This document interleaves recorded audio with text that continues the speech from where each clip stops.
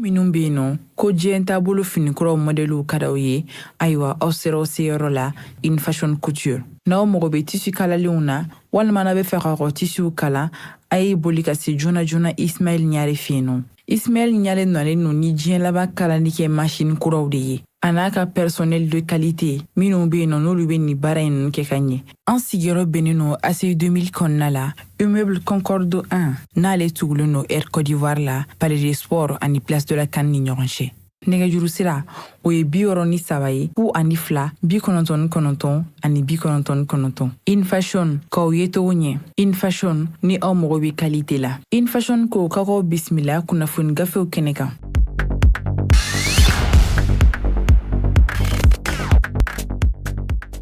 Joliba jabarani filɛbaw arajo Joliba lamɛnbaga cɛ ni muso denmisɛn ni maabakɔrɔba an minnu bɛ kan filɛ an minnu bɛ kan lamɛn ni wagati in na limanaw b'aw fo dantɛ foli min na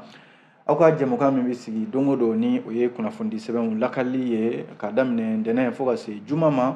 dɔgɔkun kɔnɔna la gafew mana sɛbɛn limanaw an bɛ kɛnɛ ka lakale ka bamayɛlɛma bamanankan na kunnafoni minnu bɛ sɔrɔ walasa aw ka se ka faamuya sɔrɔ a la cogo min na an b'aw bɛɛ lajɛlen fo min ye arajo Joliba Canal Plus ale ka 589 an bɛ sɔrɔ o kan min ye an ka page Facebook ye fo ka taa se page YouTube limanaw ninnu bɛɛ lajɛlen an ka kunnafoni siraw ye minnu bɛ yen n'a kun de a kana fɔ kunnafoni kɔ o kumana min bɛ tali kɛ gafew ye olu bɔra bi jumadon in na décembre kalo tile 8 limanaw gafe minnu bɛ an bolo kɔrɔ yan o ye gafe saba ye le soir de Bamako les échos fo ka taa se Nouvel Horizon ninnu de bɛ an bolo kɔrɔ an bɛna ninnu kɔnɔ kumaw lakale limanaw a garijɛgɛ mana kɛ min ye o na lase aw ma ladiriya kɔnɔna la o kumana an b'a fɔ yan na aw bisimila an b'a daminɛ ni fasɛrɛden sɛbɛn min ye limanaw k'a ma ko le soir de Bamako ayiwa ale kumana soir de Bamako a ko ayiwa kɛlɛ senba dɔ ni o ye banbaciw ka ayiwa kɛlɛ senba dɔ ye limanaw jɛkuluba min bɛ yen ni banbaci jɛkulu don o k'a ma ko Daesh limanaw Daesh ale sama senba dɔ bɛ yen o k'a ma ko Alwan Old Shogib awa nin cɛ in awa Daesh ka mafalenba dɔ don Mali armée ka wulikajɔ dɔ kɛra Menakakaw fɛ yen nɔ a kɛra sababu ye ka nin cɛ in ka a bɔnɛ a nin na o la forces armées maliennes ko nin waati in na min ye jamana kɔrɔyanfan wulikajɔ min bɛ sen na ka se ka fasodenw n'u bolofɛnw lakana awa o baaraw de bɛ sen na halisa o de kɛra sababu ye o wulikajɔ n'o mɔmɔni awa ko banbaci belebeleba min bɛ yen n'u k'a ma ko Alwan Old Shogib awa ni Daesh olu ka sama senba belebele don limanaw a jarala k'a fɔ ko wulikajɔ in yɛrɛ kɛra Mali armée fɛ awa kɛra yɔrɔ min na o k'a ma ko IKD1 o ye Menaka ale ayiwa kɔrɔnfɛla fanfɛla tilebiyanfan fanfɛlaw ye ko cɛ in yɛrɛ a balima dɔw bɛ yen u bɛɛ lajɛlen ye du kelen maaw ye awa a jarala k'a fɔ ko olu bɛɛ lajɛlen de bɛ nin banbanciya wale in na o dɔ ye awa Isu Old Shogib n'u k'a ma ko Abu Bara ayiwa Daesh n'o ye EIG fana bolofara dɔ o ɲɛmaaba ye ale ye o la sa limanaw ni cɛ belebeleba min bɛnnen filɛ nin fasiri ka ɲɛfɔli la ale kɔni ye maa de ye maa min bɛ yen n'a a ka baara kun bɛnnen bɛ ale de tun bɛ kunnafoni dɔ dɔn ka kunnafoni ta ayiwa ni labɛn minnu bɛ kɛ walejugu minnu bɛ sabati EIG maaw fɛ État islamique au Grand Sahara ayiwa ko Dadi Ould Shogib n'u k'a ma ko Abu Dardar ani a ka dukɔnɔmɔgɔ tɔw ayiwa minnu bɛɛ lajɛlen bɛ Menaka kɔnɔna la ayiwa ko olu de tun ye i n'a fɔ banbaciw ka lasigiden yɛrɛ ye Menaka mara kɔnɔna la a jarala k'a fɔ ko u ka nin jɛkulu in limanaw n'i y'a lajɛ walejugu caman kɛra min bɛ ka ɲɛsin Mali finitigiw ma wa labɛn min bɛ kɛ fɛɛrɛ fɛn fɛn bɛ tigɛ ka ɲɛsin Mali finitigiw ma i n'a fɔ ayiwa Musa Ag Asharatuman ale ye a ɲɛfɔ cogo min na hakilila jiginna ko n'i y'a lajɛ min ye dɔgɔkun daminɛ tɛmɛnen yɛrɛ la ayiwa min ye état major Daesh Menaka mara la ayiwa ko u ka maa dɔw bɛ yen olu fore taara ye olu cɛla Mali finitigiw ka wulikajɔ min kɛra n'a kɛra sababu ye ka u caman bɔnɛ u nin na dɔw yɛrɛ b'a la o tɔgɔ ye ko Adamu Jalo n'u k'a ma ko Usama walima ko Ekawel o fana y'ale tɔgɔ ye ale fure yera o maa kofɔlen ninnu cɛla n'o ye Daesh a maa kofɔlen ninnu ye ayiwa ni u bɛɛ lajɛlen nin cɛ in fana ale ye Niger ka den de ye yɔrɔ min bɛ yen n'u k'a ma ko Tirzawan Mangeze o bɛ Niger ale jamana kɔnɔna la jamana faama n'o ye finitigiw ye Mali finitigiw ayiwa yɔrɔ min bɛ n'o ye Indelmani ye Gawo mara kɔnɔna la a jala k'a fɔ ko nin cɛ kofɔlen ani Asalal ale fana bɛ Menaka ayiwa waati min na min ye Gacha ayiwa ani Mali finitigiw ka ayiwa wulikajɔ minnu kɛra kɔsa in na Andirabu kan mara la ayiwa ko ninnu de ye jan caman da Mali finitigiw ɲɛ nin yɔrɔ kofɔlen in na Gawo mara kɔnɔna la kunnafoni minnu sɔrɔla olu y'a yira k'a fɔ ko kɔsa in na ayiwa wulikajɔ laban min kɛra min ye Mali finitigiw fɛ ayiwa yɔrɔ minnu bɛ n'o ye Inates Tinango Dara Niger ale ni Mali cɛ dancɛw la min ye force spéciale américain n'o ye américain ka finitigiw ye olu fana jan dɔ kun dara olu ɲɛ o tɛ bi ye o mɛnna o kɛra Tongo ayiwa ni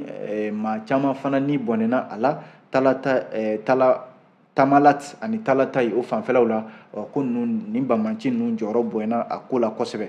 ko Mali finitigiw faama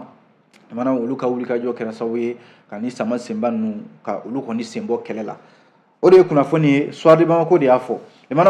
Soir de Bamako y'a yira k'a fɔ ko bana dɔ bɛ yen ko ale fana tɛ ka wara Mali kɔnɔ sisan bana in u k'a ma ko virus Zika fana ye bana ye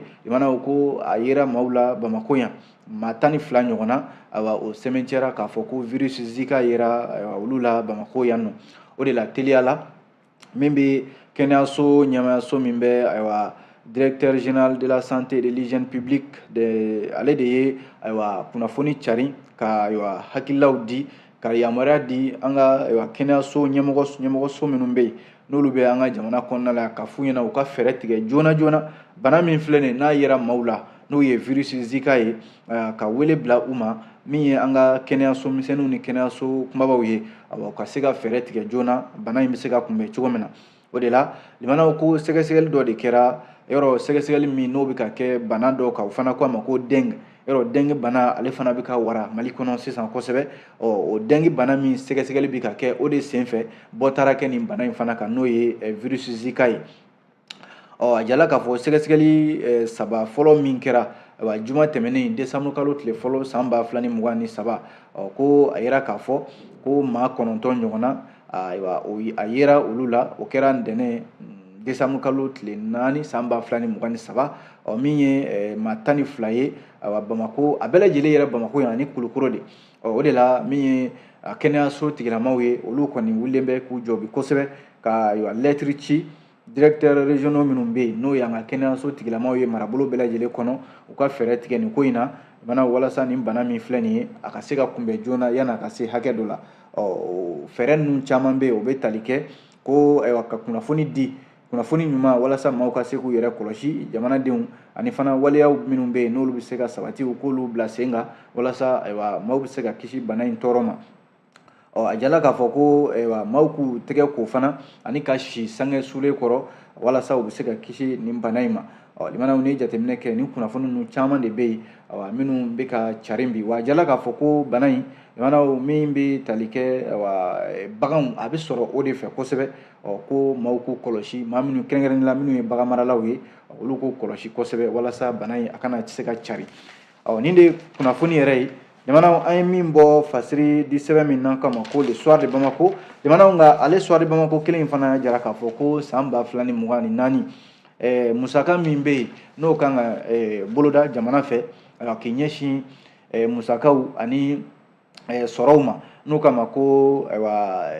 loi de finance san 2024 ko CNT n'o y'an ka députéw ye minnu bɛ furanjɛla fanga députéya la bi conseil national de transition a jarala k'a fɔ ko olu sɔnna a sariya in ma projet de loi min bɛ yen ni a bilala san 2024 kama ko a jarala k'a fɔ ɲɛbila min bɛ yen n'o ye nafolo ye min ni jamana mago kan ka jɔ a la ko CNT bɛ ka baara ka sɔnni sigi a kan nin waati in na o de la a jarala k'a fɔ ko musaka minnu bɛ yen ni jamana mago bɛna jɔ o la walima ka baara wɛrɛw kɛ jamana mago bɛna jɔ nafolo minnu na ko a miliyari hakɛ bɛ se miliyari 2,000 miliyɔn 387 ani murumuru o de kuma fɔra soirée Bamako kɔnɔ bi ko centre international de conférence de Bamako la n'i y'a jateminɛ kunungo alamisa décembre kalo tile 7 yɔrɔ CNT b'a ka sigi la nin waati na n'o ye u ka session octobre ye o de senfɛ ɲɛmaya bɛ Asarid Ag Ibarkawan ale yɛrɛ CNT ɲɛma danka fɔlɔ ye baara ninnu bɛɛ lajɛlen ɲɛmaya b'ale bolo min ye ministre min n'o bɛ an ka bagan mara kunna ale kɔni taara a yɛrɛ baarakɛ ɲɔgɔn nɔna bila n'o ye Alfuseni Sanu ye walasa ni projet de loi in limanaw ka se ka a sankɔrɔta a jala k'a fɔ projet de loi in na limanaw ko a bɛ ta waati min na o y'a sɔrɔ gɛlɛya misɛnnin caman de bɛ yen sɔrɔko nasiraw la ani musakako la ayiwa dadigi kɛlen don Mali la o siratigɛw la o gɛlɛya ninnu caman bɔra coronavirus n'o dɔw yɛrɛ kama ko covid-19 o ye gɛlɛya min to Mali kɔnɔ halisa limanaw a gɛlɛya tɔw bɛ yen ani Ukraine ni Russie fana ka kɛlɛ o kɛn bɛ sababu ye bi limanaw caman faralen bɛ fɛnw sɔngɔ kan hali n'i y'a lajɛ diɲɛ kurukara bɛɛ lajɛlen kɔnɔ baara minnu bɛ ka kɛ walasa balo bɛ se ka nɔgɔya cogo min na caman bɔlen don o baara fanga na o kɛn bɛ sababu ye ka dɔ fara ayiwa gɛlɛya ka diɲɛ kurukara bɛɛ lajɛlen kɔnɔ waati kelen Mali bɛ ka labɛn kɛ san wɛrɛ san 2024 nafolo min musaka minnu bɛ sɔrɔ ka se ka o fana boloda CNT de bɛ o baara la sisan a jala k'a fɔ ko n'i y'a kɛ ni salongo ta ye san 2023 a jala k'a fɔ ko dɔ de farala musakaw kan limanaw salongo miliyari 200 ani 300 ayiwa ani dɔɔni nka ɲina dɔ farala o kan limanaw ko a bɛ n'a fɔ ayiwa ɲina musaka ayiwa juru yɛrɛ bɛ se ka ye jamana la fo a ka wuli ka ayiwa musaka min bɛ kɛ ka baara kɛ ka dɔ fara o kan walasa ayiwa baara minnu bɛ yen ni jamana bɛna ɲɛsin o ma ka se ka o baaraw kɛ o dun n'o bɛ kɛ jamana bɛ ɲɛsin mun ma o ye a yɛrɛ ka cakɛda minnu bɛ jamana kɔnɔ n'o ye douanes ye n'o ye domaines ye n'o ye impôts n'a ɲɔgɔnnaw ye ka se ka ayiwa dafa kɛ walasa mago bɛ jɔ nafolo min na ka se ka u ɲɛsin o musakaw ma jamana kɔnɔna la limanaw o de ye kunnafoni ye an ye nin bɔ soir de Bamako kɔnɔ yanni an ka segin ale soir de Bamako kelen in ma kunnafoni ale laban na aw bonya bɛ ni kunnafoni la.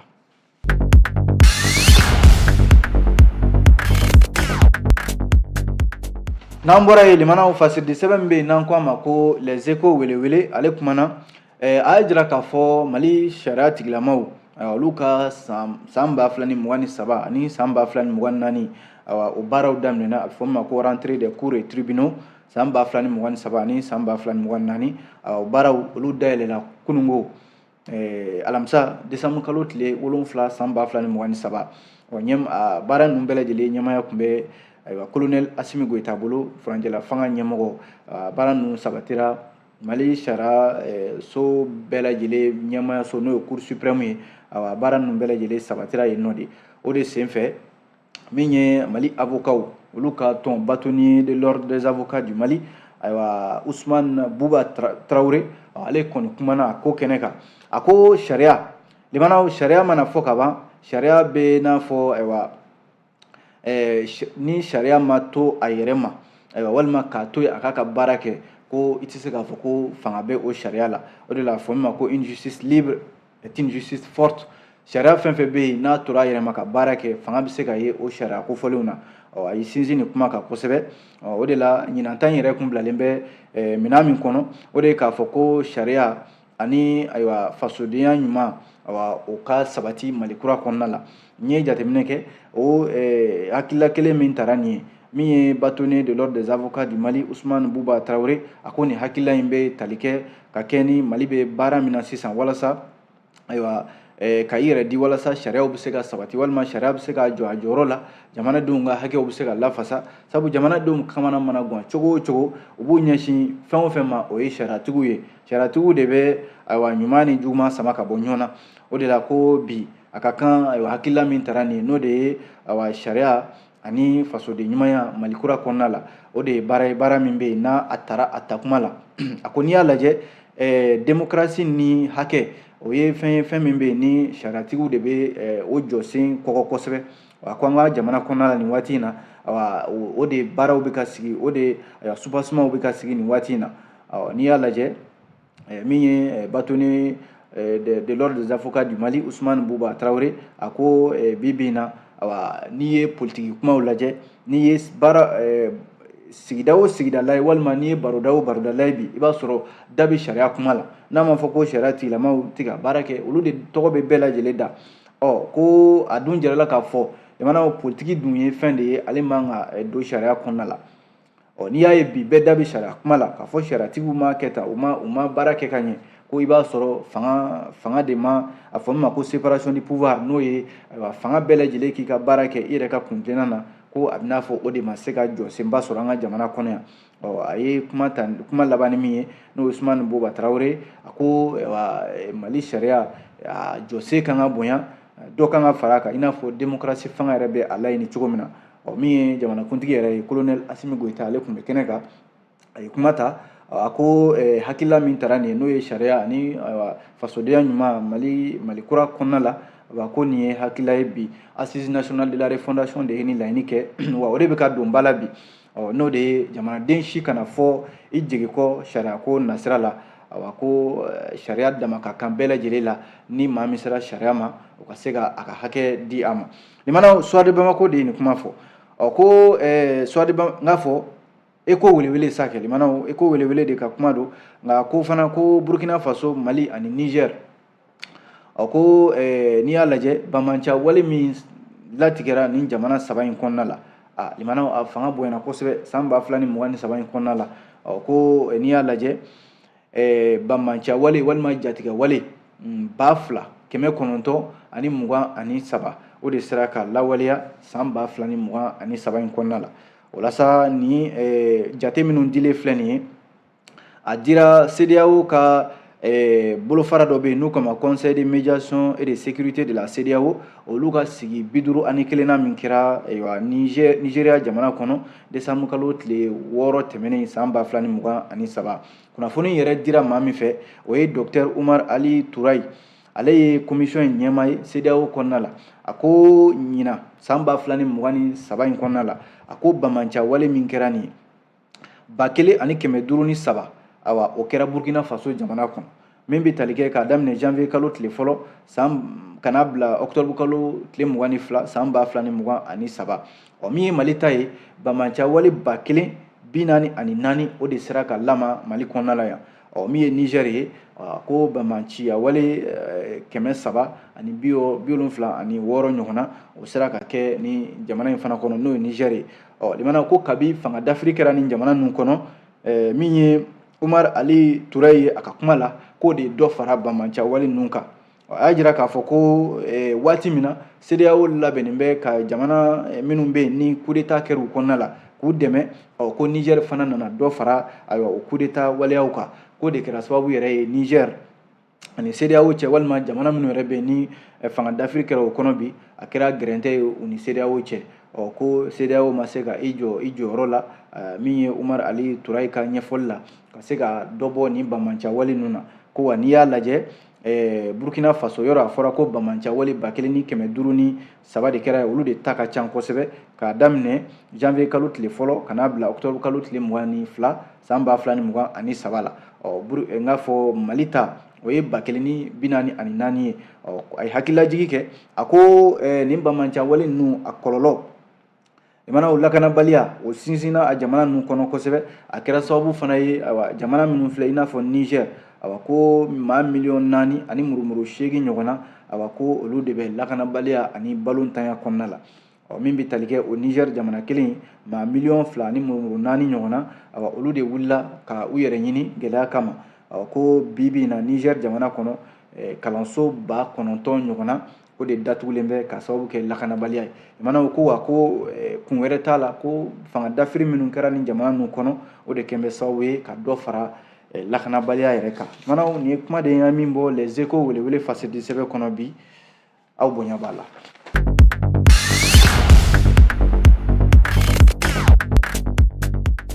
N'an bɔra ye fasɛdi sɛbɛn bɛ n'an k'a ma ko Nouvel Horizon, ale ye kumana. Jamanaw gafeba min bɔra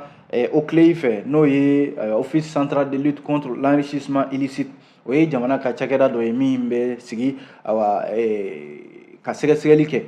ka kɛ bana ye min ye foroba nafolo kan, walima ka foroba nafolo ta ka banaya kɛ n'o ye limanaw ka o dabila a jarala k'a fɔ o tile sigin bɛ o de kama san o san u bɛ gafe min sɛbɛn n'o ye rapport ye k'o di jamanakuntigi ma ko o rapport in kɔnɔna la limanaw a jarala k'a fɔ dossier 23 ɲɔgɔnna o de taara ka taa di sariya tigilamaw ma nka dossier 23 la ko dossier 14 b'a la ayiwa o de yuruguyurugu yɛrɛ kɛra furanjɛla fanga min n'an b'a kɔnɔna la nin ye yɔrɔ furanjɛla fanga kelen ɲɛmɔgɔw olu de ka wulikajɔ bɛnnen bɛ bi ko yuruguyurugu kana mɛn a kana ye a ka kɛlɛ fo ka se a dan na n'i y'a lajɛ o baara min bɛ sen na ni jamanakuntigi colonel Asimi Goyita yɛrɛ y'o yamaruya di jamana sariyatigiw ma u kana ayiwa foyi to yen nɔ jamana kɔnɔ k'a fɔ ko nin ye ayiwa yuruguyurugu ye u ka kɛlɛ fo ka se a dan na ko a dun yuruguyurugu ninnu caman de bɛ yen i b'a sɔrɔ u t'i minɛ ten k'a fɔ de ko ayiwa karisa tɔgɔ de b'a la walima an ka minɛ ten limanaw sɛgɛsɛgɛliw de bɛ kɛ sɛgɛsɛgɛli minnu bɛ kɛ bureau du vérificateur général fɛ sɛgɛsɛgɛli minnu bɛ kɛ office central de lutte contre l'enrichissement illicite OCLEI ale fɛ ayiwa o de ye sɛgɛsɛgɛli gafew bɛ ta limanaw ka taa di sariya tigilamaw ma n'o o sɛgɛsɛgɛliw dira ayiwa maaw bɛ sɔrɔ ka wele k'u ɲininka k'a fɔ ko ayiwa siga kɛr'i la i bolo donna ni nafolo in na a jarala k'a fɔ o baara min bɛ sen na limanaw an bɛ don min na ko bi n'i y'a lajɛ jamana minisiri kɔrɔw sɔrɔ bosoba kɔrɔw ka taa se directeur kɔrɔw o n'a ɲɔgɔnna caman olu de bɛ bi minnu bɛ ayiwa bolo la ka sababu kɛ sɛgɛsɛgɛli tugura u nɔfɛ siga kɛlen b'u la n'i y'a lajɛ limanaw dossier 23 OCLEI ye o dossier bɔ nka ko 14 furanjɛla fanga min filɛ n'an b'a kɔnɔna la nin ye ko ayiwa dossier 14 ɲɔgɔnna o de bɛ sariya tigilamaw bolo n'i y'a lajɛ ko k'a daminɛ san 2020 san 2019 ko dossier 3 bɛ yen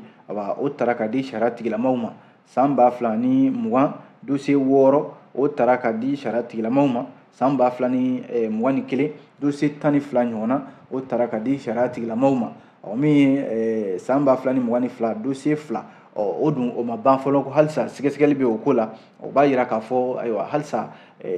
dossier tɔw bɛ yen minnu larawila san 2022 in kɔnɔna la olu bɛ ka sɛgɛsɛgɛ min bɛna di sariya tigilamaw ma ko n'i y'a bɛɛ fara ɲɔgɔn kan ka daminɛ san 2021 ka n'a bila san 2022 la dossier 14 o de taara jamanaw ka taa di sariya tigilamaw ma minnu bɛ yen ni yuruguyurugu walew don a dun jarala k'a fɔ jamana sariya tigilamaw jamana ɲɛmɔgɔw kɛmɛ ka yamaruya di u ma limanaw k'u ka ayiwa yuruguyurugu kɛlɛ fo ka se a dan na limanaw ko waleya minnu bɛ yen n'olu kɛlɛla Ibrahim Bokar Keita ala ka hinɛ la jamanakuntigi kɔrɔ ale ka waati la limanaw ko yuruguyurugu dɔ y'a jamanakuntigi yɛrɛ a gɛnni ka bɔ fanga la o y'a kun dɔ ye nka jarala k'a fɔ o furanjɛla fanga kelen kɔnɔna la an bɛ don min na ko bi ayiwa bɔtan bɛ kɛ o yuruguyurugu kelenw kan ko kow bɛ ka taa cogo min na limanaw ko dossier minnu bɛ yen n'olu taara ka di sariya tigilamaw ma caman de bɛ yen minnu welela sariya tigilamaw fɛ yɔrɔ Malikura ko kuma min bɛ sen na n'a fɔra k'a fɔ o bɛ taama la o b'a jira k'a fɔ ko nin kɔni ye buru kalaman de bɛ sariya tigilamaw tɛgɛ kɔnɔ bi sabu jigi dan bɛ Malikura ko kuma min kan n'a fɔra k'a fɔ ko yuruguyurugu kɛlɛli bɛ se ka fereke don jamana ɲɛtaga la a sera bi jamana ɲɛmɔgɔ walima sariya tigilamaw ka fɛɛrɛ tigɛ nin ko in na walasa a ka ban pewu Hawa Seyidu Tarawele ka fasiri don limanaw Nouvelle Horizon kelen y'a jira k'a fɔ Mali minisiri damadɔ bɛ yen olu bɛ taama la Chinois jamana kɔnɔna la nin waati in na taama in tɛ dɔwɛrɛ ye limanaw k'u taara wari ɲini de la wari ɲini na mun na baara boloda caman de bɛ yen olu kan ka boloda Mali kɔnɔna la yan nɔ n'i ye jateminɛ kɛ nka ko u ma taa u yɛrɛ ma dɛ sabu Chinois jamana ɲɛmaaw de y'u wele n'i y'a lajɛ ministre des affaires étrangères et de la coopération internationale an ka ministre min n'o ye Abdoulaye Diop ye ale de bɛ délégation ba dɔ ɲɛma u taara Chinois jamana kan ko Chinois ka ni jamana min ni u ka ministre min n'o b'u ka jamana ni jamana wɛrɛw cɛ kuɲɛ kunna n'u kama ko Wang Yi ale de ye wele bila Mali ministre ma yɛrɛ tɔnya in ma k'a fɔ k'u ka na baaraɲɔgɔnya caman de bɛ yen o kan ka boloda Mali ni Chinois jamana cɛ yɔrɔ kabi lawale fo ka n'a bila bi la min ye Mali ni Chine ye u bolo bɛ ɲɔgɔn bolo baaraɲɔgɔnyaw la baaraɲɔgɔnya halisa ka dɔ fara o kundama kan ko Chinois jamana u ye wele bila an ka jamana ma u ka taa u ka sigi ka kuma fɛn fɛn ye baara caman ye u ka se k'o boloda min bɛ Abdoulaye Diop ko fɔ ale y'an ka ministre min b'a ni jamana wɛrɛw cɛ kuɲɛ kunna ale bɛ taama in na a yɛrɛ tɔɲa n'o ye Alfuseni Sanu ye min bɛ nafolo ko kunna, ale fana bɛ taama in na, ani usine ni jagoko minisiri Musa Alassane Diallo ale fana bɛ taama in na. Jamana a jala k'a fɔ Xi Jinping ale de ye Chinois ka masakɛ ye, ko jamana o jamana bɛ yen jamana n'a bɛ fɛ ka ɲɛtaga sɔrɔ, ayiwa f'i yɛrɛ de k'a yira maaw la k'a fɔ ne bɛ baara kɛ wa n bɛ fɛ ka ɲɛtaga sɔrɔ, o de la i bɛ dɛmɛ sɔrɔ, o de la ko Chinois jamana ko Mali bɛ sira min kan bi, ayiwa Mali kan ka dɛmɛ. Mali bɛ sira min kan bi, Mali bɛ fɛ ka kɛ a yɛrɛ ta de ye, Mali kan ka dɛmɛ. Baara o baara bɛ yen ni jamana fila in bɛ se k'o kɛ ɲɔgɔn fɛ, k'a daminɛ ayiwa Mali y'a yɛrɛ ta waati min na, fo ka n'a bila bi la, jamana ko nin waati in y'a damana waati ye, Mali jamana y'a jira k'a fɔ a bɛ fɛ ka ɲɛtaga sɔrɔ. Min ye Xi Jinping ye, a ye misali ta, a ko Chinois ka jamana u fana ye sɛgɛn sɔrɔ dɛ, a waati la Chinois jamana yɛrɛ de tun bɛ wuli ka dɛmɛ ɲini maaw fɛ, a ko olu fana ma sigi. Chinois ka masakɛ ka kuma ye, a ko u ye min kɛ sɛgɛn la, u tilala k'a ye k'a fɔ maa de tɛ maa dɛmɛ, f'i yɛrɛ de ka wuli ka baara kɛ i yɛrɛ ye, o la maaw b'i ye o sira kan ka sababu kɛ i dɛmɛ. Chinois jamana nana to o la bi, n'i taara Chine jamana i b'a fɔ ko Chinois jamana ko jamana de don, jamana min yɛrɛ ni jamana min bɛ yen n'a bɛ jɔyɔrɔ la bi sɔrɔ nasira kan, nafoloko nasira kan, jamana a bɛ diɲɛ jamana caman ɲɛ bi. O de la ko o baara in ma kɛ ten gansan, o kɛra baara yɛrɛ de ye, Chinois ye wuli ka jɔ kɛ. Bi bi in na Colonel Assimi Goïta ale min bɛ yen na a ko Mali fɛn 3 bɛ yen, Mali jamana n'a ni bɛ baara kɛ ɲɔgɔn fɛ f'i ka don o da fɛ, o ye Mali ka yɛlɛma hɔrɔnya bonyani ye, o ye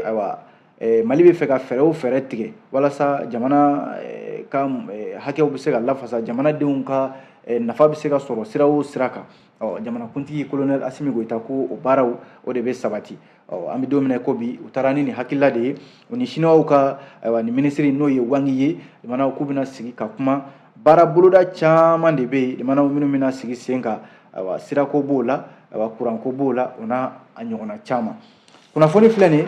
jamanaw an ye nin bɔ fasidi sɛbɛn Nouvelle Horizon kɔnɔ. Jamanaw Nouvelle Horizon y'a jira k'a fɔ ko nin waleya ye min ni a ye maaw dabali ban kosɛbɛ, a kɛra du dɔ kɔnɔ Kita Kɔlibugu, cɛmisɛnnin dɔ don, jamanaw ko ale ye kojugu lama, muso 2 a y'olu de bɔnɛ u ni na, u n'u den 2 ɲɔgɔnna, den 1 o y'u yɛrɛ sigiɲɔgɔn ye. Jamanaw nin waleya in kɛra Kita mara kɔnɔ, a kɛra sababu ye ka maaw bila misigi kɔnɔ, a kɛra araba décembre kalo tile 6 san 2023, walejugu min n'a kɛra nin ye, min ye du 1 maa joli, muso 2 jamanaw u n'u den 3 k'u bɛɛ lajɛlen bɔnɛ u ni na, maa min ye walejugu in kɛ, jamanaw ni u k'a ma ko Burulayi Kulubali dɔw k'a ma ko karamɔgɔ, ale de ye nin walejugu in kɛ, jamanaw ka sɔrɔ ka i yɛrɛ ɲini.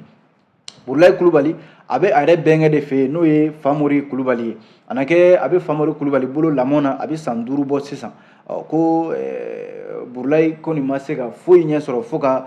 Famori Kulubali ka du ka kɛ tomongolo ye, sabu a muso 2 jamanaw a y'olu bɔnɛ u ni na, a n'a den 2 ɲɔgɔnna k'olu fana bɔnɛ u ni na, den 1 o ye a yɛrɛ sigiɲɔgɔn ye. O la ko Burulayi kɔni bɛ ka ɲini bi Mali lakanabɔw fɛ kosɛbɛ,